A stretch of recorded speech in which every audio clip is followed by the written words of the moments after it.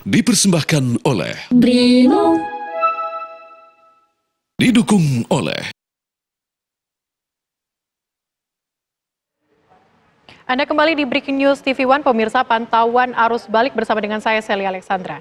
Pemirsa, puncak arus balik Lebaran 2025 diperkirakan terjadi pada 5, 6, dan 7 April dengan potensi lonjakan jumlah kendaraan yang kembali menuju Jakarta dan kota-kota besar lainnya. Korlantas Polri ini menyiapkan strategi rekayasa lalu lintas bertingkat yang mencakup berbagai jenis pengaturan lalu lintas, termasuk one-way lokal dan nasional. Puncak arus 2024 ke 2025 itu ada kenaikan 1,1%.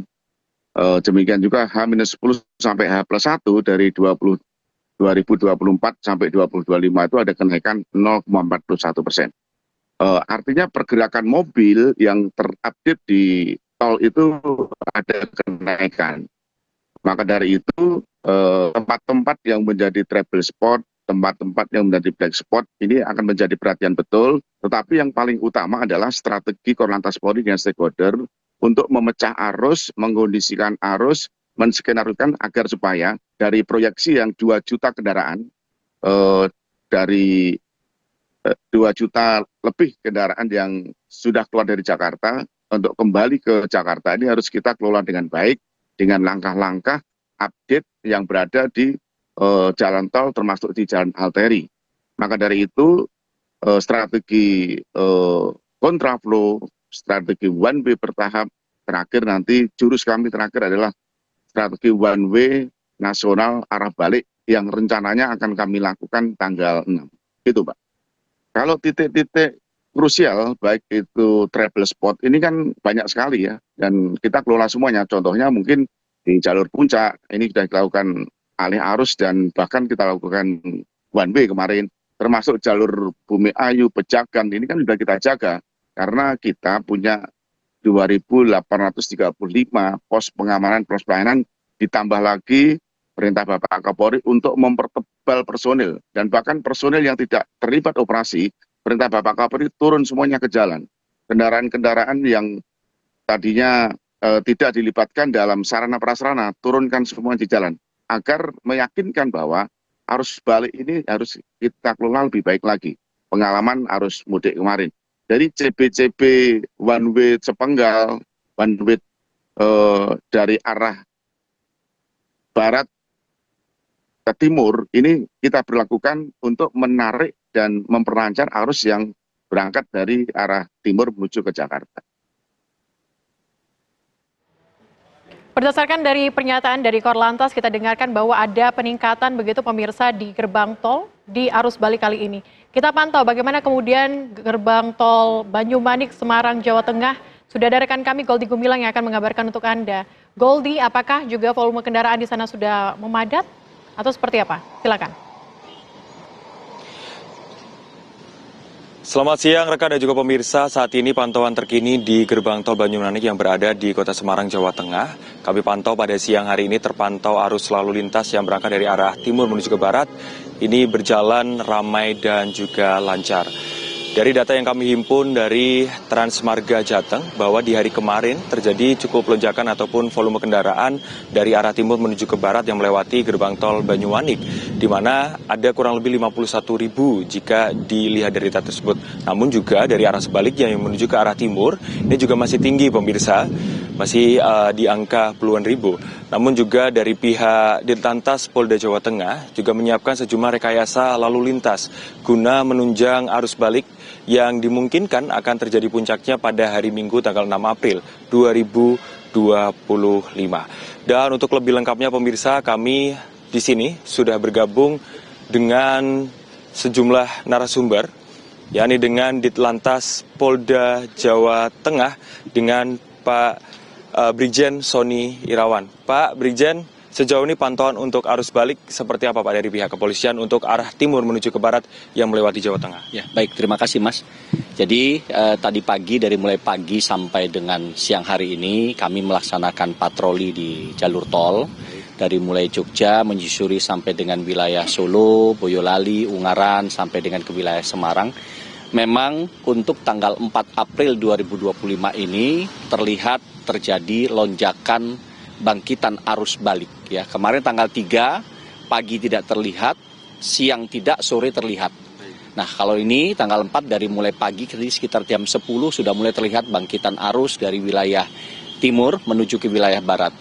Memang kalau dilihat daripada traffic accounting yang ada di tol Solo Jogja, baik itu nanti di gate Taman Martani maupun di gate Prambanan, memang terjadi perimbangan antara yang masuk dan yang keluar. Ini memang sedikit berbeda dengan tahun-tahun sebelumnya. Kalau tahun sebelumnya itu sudah H+ itu yang akan menuju ke Yogyakarta sudah berkurang. Tapi kalau ini sampai dengan saat ini masih ramai, ya, jadi berimbang. Tetapi lebih didominasi memang yang arus balik, ya. Kemudian tentunya kami jajaran Ditlantas Polda Jawa Tengah bersama dengan stakeholder terkait akan melakukan upaya-upaya rekayasa lalu lintas untuk melancarkan arus lalu lintas khususnya di jalan tol Trans Jawa. Sebagai contoh bahwa one way lokal itu akan kami berlakukan apabila telah memenuhi 4 indikator atau persyaratan. Persyaratan pertama adalah berdasarkan traffic accounting yang ada di radar 490+500 yaitu daerah Boyolali, itu jika arus dari Jawa Timur dari Solo Jogja itu terbaca di traffic accounting di radar 490 tersebut, jika mencapai 3.700 maka itu sudah termasuk indikator pertama. Indikator kedua adalah dari gate tol Banyumanik. Gate tol Banyumanik ini jika mengalami 3.000 sampai 3.500 selama 3 jam berturut-turut, itu juga memenuhi indikator. Dan yang ketiga, apabila antrian di exit Banyumanik ini mencapai 2 km atau 3 km, itu termasuk memenuhi syarat untuk one way lokal. Dan yang terakhir, tentunya berdasarkan pantauan patroli kami di lapangan real time, bagaimana kondisi arus melalui kamera CCTV bisa terlihat mana yang terjadi perlambatan. Jika perlambatan ini terjadi secara menyeluruh, maka kami akan melaksanakan one way lokal. One way lokal kami laksanakan dari 430 Ungaran sampai dengan Kali Kangkung. Jika itu tidak mampu, akan kita undurkan sampai Bawen 442 dan sampai 459 Tingkir sampai dengan Kali Kangkung. Di situ nanti di Kali Kangkung akan kami normalisasi dan masuk jalur A dan jalur B. Jika memang nanti terjadi hambatan lagi, kami akan melaksanakan one way lokal dari Kali Kangkung secara parsial hingga sampai ke wilayah Brebes. Demikian. Baik.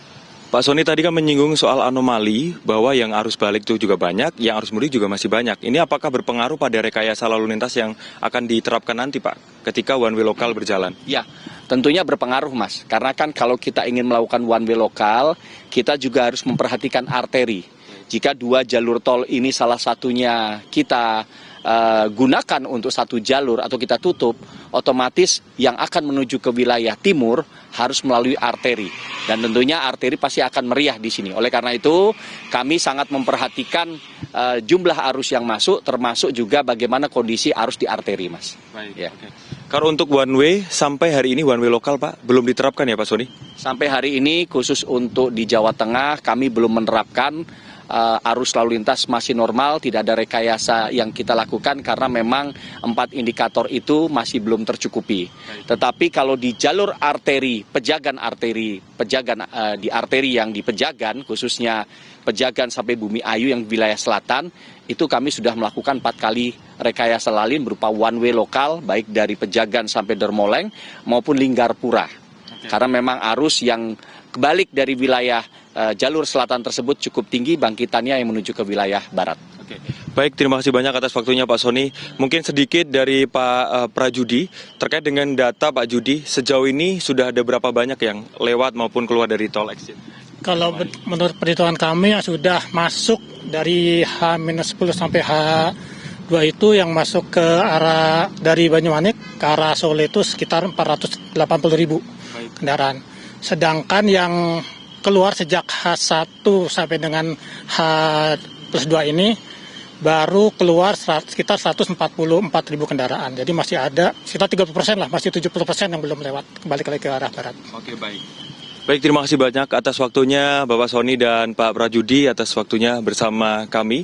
menjelaskan terkait dengan arus lalu lintas yang melewati gerbang tol Banyumanik yang berada di kota Semarang, Jawa Tengah. Tentu himbauan untuk para pemudik yang akan melakukan perjalanan, harap berhati-hati untuk menyiapkan sejumlah kesiapan seperti kendaraan, tubuh, saldo e-tol, dan lain sebagainya agar perjalanan arus balik ke kota masing-masing bisa berjalan dengan lancar.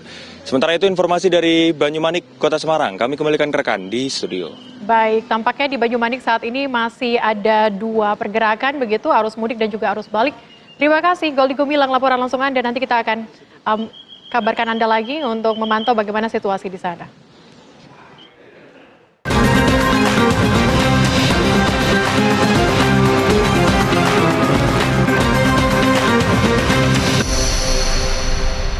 Dipersembahkan oleh Brimo. Didukung oleh